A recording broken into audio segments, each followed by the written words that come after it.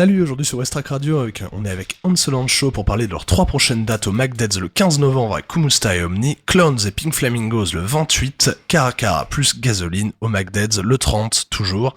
Est-ce que tu peux te présenter, Florian, et faire un petit historique de l'association? Oui, donc bonjour, moi c'est Flo, j'officie dans Insolent Show qui a été créé il y a maintenant 1 an et demi à peu près. Auparavant j'étais dans Wanafu Prod, on a fait à peu près 10 ans de concerts dans une veine plutôt hardcore punk, et là on est plus sur du post-punk, on va dire, globalement.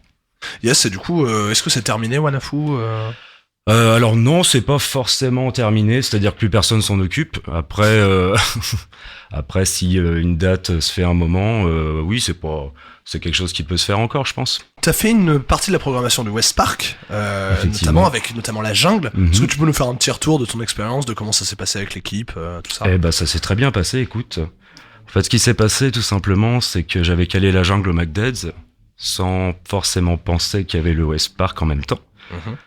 Donc de là, j'ai contacté Étienne, le programmateur du West Park et du Tetris, qui était assez chaud pour le projet, puis ça s'est fait comme ça, tout naturellement, en fait. Ça fitait plutôt bien sur la prog du West Park, et je pense que ça a été une très belle date. En tout cas, une grosse soirée. Très bien, ouais, c'est ça. Est-ce que tu peux nous parler du coup de ces 3 prochaines dates que tu organises au Magdeads? Alors les 3 prochaines dates, donc on a le 15 octobre, donc ce vendredi. Donc on est sur une date en coprod avec Fake Love, comme ça arrive assez régulièrement. Ouais.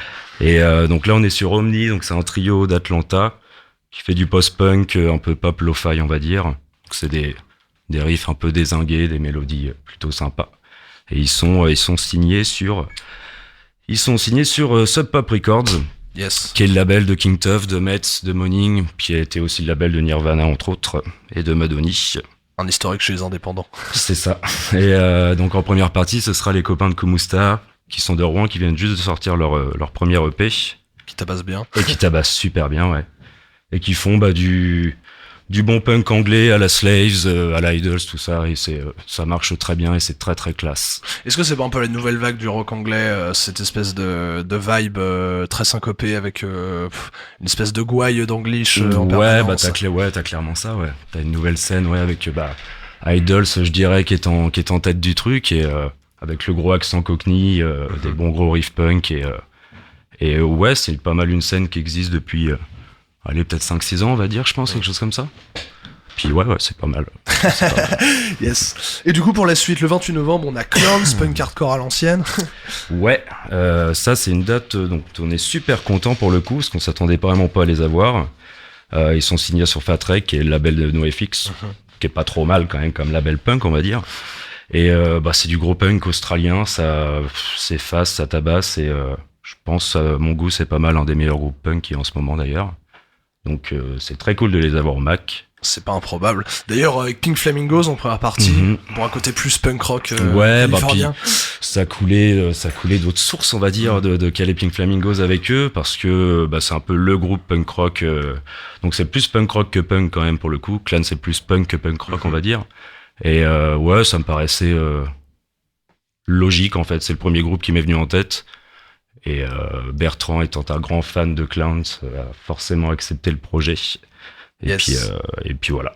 Et pour la fin du mois, on a la date avec Carcara, qui est un groupe de Toulouse, si je ne m'abuse. C'est ça, exactement. Donc Carcara, ils sont sur Stolen Body, donc qui est le label de Slift, de King Gizzard aussi, qui est un label anglais, si je dis pas de bêtises. Et ils font une espèce de mélange je connaissais pas du tout en fait à la base. C'est un des gars du groupe qui m'a contacté. Et, ils font un espèce de mélange de musique orientale avec du gros fuzz qui tâche par-dessus.